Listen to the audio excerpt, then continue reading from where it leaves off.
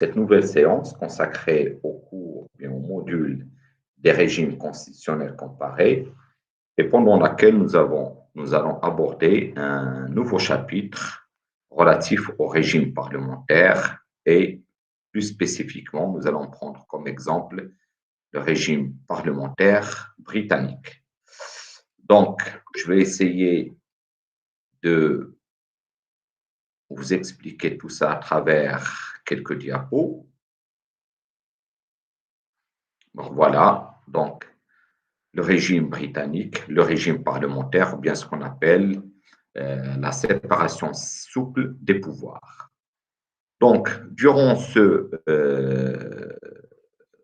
chapitre, le chapitre sera composé de deux sections. La première, intitulée Les principales caractéristiques de l'État britannique, dans laquelle nous allons étudier dans un premier lieu le premier paragraphe. Nous allons étudier les caractéristiques relatives à la structure de l'État britannique, qui est une structure assez complexe, alors que le second paragraphe sera réservé à l'étude du bipartisme parlementaire. La deuxième section, bien plutôt la seconde section, abordera les institutions britanniques, le Parlement de Westminster et le paragraphe 2, nous allons voir le pouvoir exécutif. Très bien. Pourquoi une séparation souple des pouvoirs? Pour la simple raison, c'est que même si les pouvoirs sont attribués à des instances différentes, ces instances peuvent s'influencer mutuellement. Autrement dit, chaque pouvoir peut exercer son influence sur l'autre. Comment? Le Premier ministre, on appelle le Premier ministre et non pas le chef de gouvernement comme ici au Maroc. Donc, le Premier ministre britannique est politiquement responsable devant la Chambre des communes qui peut le contraindre à démissionner. Qu'est-ce que la Chambre des communes? C'est la première chambre du Parlement britannique. C'est l'équivalent, en quelque sorte, de la Chambre des représentants, Majlis Nouab chez nous au Maroc. Donc, le Premier ministre est politiquement parlant responsable devant la Chambre des communes qui peut, à travers une certaine majorité, le contraindre, l'obliger à démissionner, à quitter son poste. Vice-versa, en parallèle, la Chambre des communes, la même chambre, la première chambre, peut être dissoute, peut disparaître par le chef du gouvernement qui n'est autre que le Premier ministre. Donc, on voit qu'il y a une influence mutuelle. Le Premier ministre peut dissoudre la Chambre des communes et la Chambre des communes, en parallèle, en contrepartie, peut mettre fin aux fonctions de ce Premier ministre à travers une motion de censure, plusieurs mécanismes.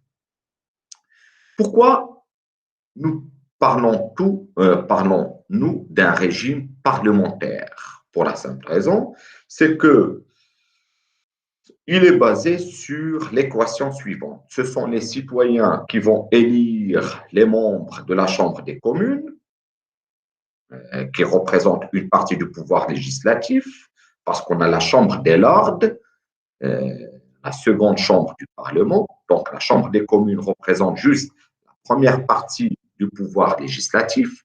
La seconde, comme je viens de le dire, il est occupé par la Chambre des Lords. L'équivalent, la Chambre des Lords, l'équivalent de la Chambre des conseillers chez nous, en quelque sorte. Bien évidemment, toute proportion gardée. Donc, les citoyens vont élire les membres de la Chambre des communes et ces derniers vont élire le Premier ministre qui doit avoir la confiance et le soutien de la Chambre des communes. Bien évidemment, il doit avoir une majorité au sein de la Chambre des communes pour pouvoir passer ces lois, ces projets de loi. Donc, le Premier ministre, chef du gouvernement, et du cabinet. Le cabinet, c'est le gouvernement britannique, mais qui est constitué du Premier ministre et des ministres les plus importants du royaume. Donc, le Premier ministre et le cabinet, organe de décision collective du gouvernement, représentent le pouvoir exécutif. Autrement dit, qui nous donne la configuration du pouvoir exécutif du gouvernement, c'est la Chambre des communes, comme en quelque sorte ici au Maroc. Très bien. Quelles sont les principales caractéristiques de l'État de Grande-Bretagne? Paragraphe 1, une structure relativement complexe. Pourquoi une structure relativement complexe? Pour 4 raisons. D'abord, lorsqu'on parle du Royaume-Uni, ça n'a rien à voir avec l'Angleterre. L'Angleterre est une partie du Royaume-Uni. Donc, le Royaume-Uni est composé de 4 composantes: l'Angleterre, l'Écosse, Pays de Galles et l'Irlande du Nord. Donc, généralement, les étudiants confondent entre Royaume-Uni et Angleterre. Ce n'est pas la même chose. Le Royaume-Uni englobe l'Angleterre, l'Écosse, les Pays de Galles et l'Irlande du Nord. Ça, c'est la première caractéristique. Deuxième caractéristique, le Royaume-Uni est à l'origine un empire colonial. C'était un empire qui avait des colonies pratiquement dans les 5 continents de la planète Terre.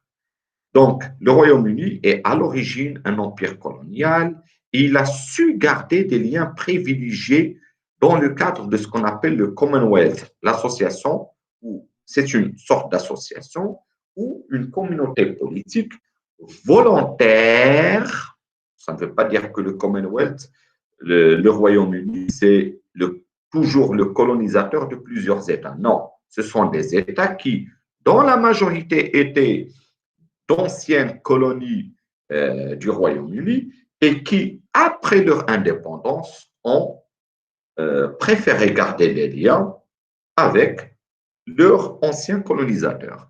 Donc, le Royaume-Uni est à l'origine un empire colonial. Il a su garder des liens privilégiés dans le cadre du Commonwealth, comme je l'ai dit, une association ou une communauté politique volontaire d'États souverains et indépendants, anciennement sous la domination de l'Empire britannique, et qui, en prenant leur indépendance, une fois qu'ils ont accédé à l'indépendance, ces États, ils ont décidé de garder des liens de nature privilégiée avec leurs anciens colonisateurs, ce qui a abouti à ce que la reine soit le chef d'État de 16 États sur les 54 qui composent le Commonwealth.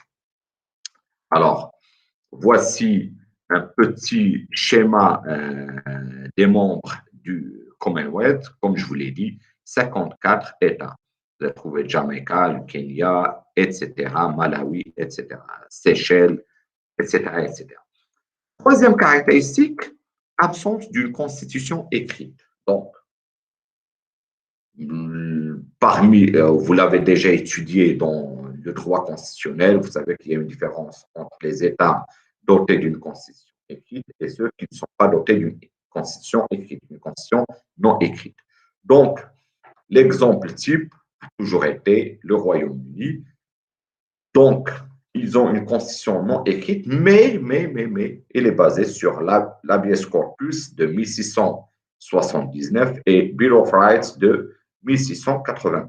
Mais attention, depuis 1999, on a assisté à un mouvement de réforme de la Constitution britannique. Autrement dit, on a commencé à codifier la Constitution britannique. Pas toute la Constitution, mais plusieurs composantes de la Constitution non écrite britannique. On a commencé à la codifier. En 2005, on a adopté une loi de réforme constitutionnelle et en 2011, le Parlement a adopté la loi sur le Parlement à terme fixe. Autrement dit, grosso modo, ce qu'il faudrait retenir, c'est que la Constitution non écrite a commencé à être codifiée. Et ça, c'est un mouvement qu'on le constate pratiquement dans tous les États. On peut dire la même chose sur l'Arabie saoudite. On peut dire la même chose sur, par exemple, le droit maritime, qui était en grande partie un droit coutumier, mais qui maintenant commence à être codifié, etc. Et bien évidemment, la dernière caractéristique, la quatrième caractéristique, qui n'est pas la moins importante, c'est le libéralisme politique. Donc, le Royaume-Uni est connu par ses droits et libertés et l'émergence de mécanismes de démocratie. C'est l'une des plus grandes démocraties et peut-être l'une des meilleures, ce n'est pas la meilleure, certainement pas la meilleure, mais l'une des plus grandes et meilleures démocraties du continent européen. Paragraphe 2, le bipartisme parlementaire. Le bipartisme, bi, ça veut dire deux, comme le bicaméralisme, c'est-à-dire deux chambres, caméra, c'est-à-dire une chambre, lorsqu'on parle du régime parlementaire.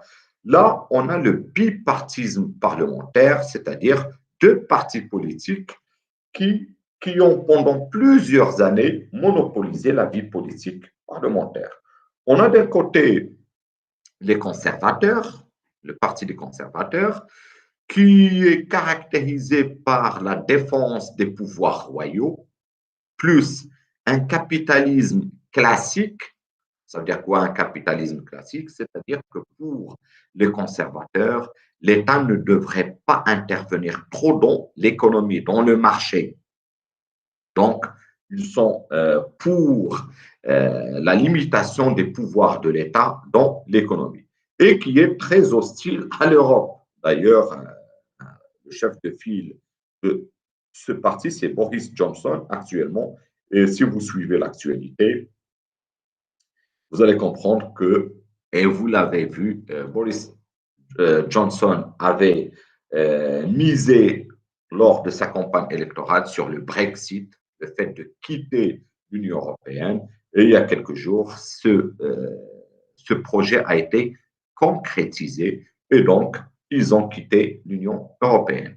De l'autre côté, vous avez un autre parti politique, on a dit bipartisme, deux partis politiques, deux grands partis politiques. On a vu les conservateurs. De l'autre côté, on a les travaillistes, les Labour. Ce sont des défenseurs des salariés, d'où l'appellation des travaillistes, et des syndicats de salariés, et qui sont très favorables à l'intervention de l'État. Donc, pour eux, il ne faudrait pas privatiser l'économie. Ils sont contre la théorie d'Adam Smith qui consistait à dire que l'État ne devrait pas intervenir dans le marché parce qu'il y a une certaine main invisible qui régule le marché, qui régule l'économie à travers la loi de l'offre et la demande. Donc, pour les travaillistes, l'État doit intervenir dans le marché, contrairement aux conservateurs qui disent que, comme le disait Ronald Reagan en 86, l'État, ce n'est pas la solution, mais le problème dans l'économie. Donc, les conservateurs sont pour que l'État se retire de l'économie et des marchés pour les privatisations, etc. Alors que les travaillistes, au contraire, sont contre ce constat et ils sont pour l'intervention de l'État dans l'économie. Donc, aujourd'hui, tout ça, ça a changé en quelque sorte. Vous avez, par exemple, là, je vous ai mis quelques aperçus sur quelques personnes qui ont marqué l'histoire contemporaine du Royaume-Uni. J'ai pris comme exemple Margaret Thatcher, qu'on appelait la Dame de Fer. Vous pouvez le lire, la première femme à diriger le Parti conservateur. Auparavant, c'était toujours des hommes. C'était la première femme qui a réussi à occuper ce poste de secrétaire général du Parti conservateur de 1975 à 1990. C'était aussi la première femme à exercer la fonction de Premier ministre du Royaume-Uni de 79 à 90 et pendant son règne, le Royaume-Uni a connu beaucoup de problèmes aussi parce qu'il était pour les privatisations, etc., etc. D'ailleurs, il est issu du Parti conservateur et si vous vous rappelez bien, je vous ai dit que les conservateurs sont pour la non-intervention de l'État dans le marché. Donc, pendant il a fait beaucoup de bonnes choses pour le Royaume-Uni, mais bien évidemment, les syndicats des salariés et les salariés, ce n'était pas du goût des salariés et des syndicats des salariés. Donc, c'est l'une des plus renommées des dirigeants politiques britanniques depuis Churchill, Winston Churchill, bien évidemment. C'était juste pour donner un bref aperçu. Actuellement, on a un autre conservateur qui gouverne actuellement le Royaume-Uni, c'est Boris Johnson, comme vous le connaissez tous. Avant de devenir Premier ministre, il était le maire de London de 2008 à 2012. Son mandat est marqué par l'interdiction de la consommation d'alcool dans les transports publics, la défense du secteur financier de Londres. Regardez, il défend le secteur financier pour la simple raison, il est issu du parti conservateur qui sont pour le capitalisme, le libéralisme, etc. La promotion de la construction d'un nouvel aéroport pour la capitale, etc., ça, c'est parce qu'il était maire. 2015, il redevient parlementaire, toujours populaire. Il quitte la mairie de London l'année suivante. 2016, il a été nommé porte-parole du camp favorable à la sortie du Royaume-Uni de l'Union européenne dans le cadre de ce qu'on a appelé le Brexit. À l'issue de l'élection à la direction du Parti conservateur de 2019, il succède à Theresa May à la fonction de Premier ministre, après avoir promis la sortie de son pays de l'Union européenne avant le 31 décembre. Il n'a pas réussi son pari le 31 décembre, mais en janvier, il a réussi ce pari, janvier 2021. L'Angleterre a quitté l'Union européenne. Très bien. Maintenant, qu'en est-il des institutions britanniques? Nous allons commencer par le Parlement de Westminster. Alors,